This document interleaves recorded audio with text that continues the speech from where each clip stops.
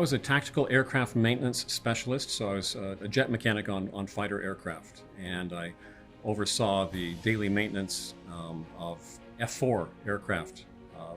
And the ones I worked on laterally for the last couple of years were reconnaissance aircraft.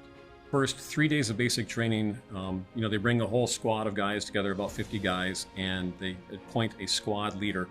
And the squad leader was, after 3 days, he had a mental breakdown and they had to send him to the hospital. And so they asked me to be shouldn't say asked, they told me to be the squad leader.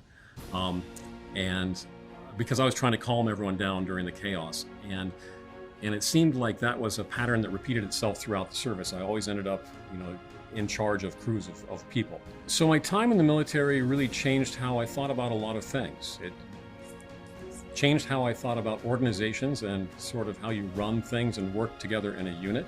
And so I think I learned a lot of skills that helped me direct my teams. It also changed just my perspective on the world.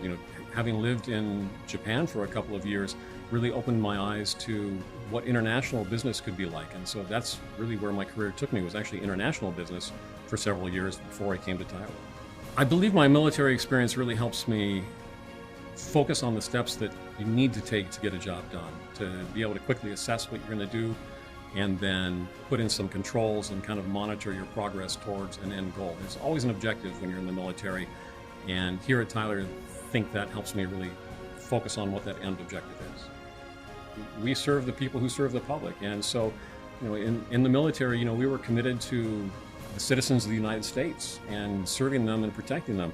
And the same goes with my role at Tyler. We're committed to the communities that we serve, and it's kind of the same job.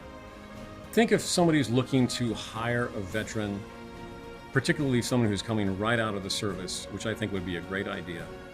It's hard for people to understand how hard it can be for a veteran to transition to civilian life.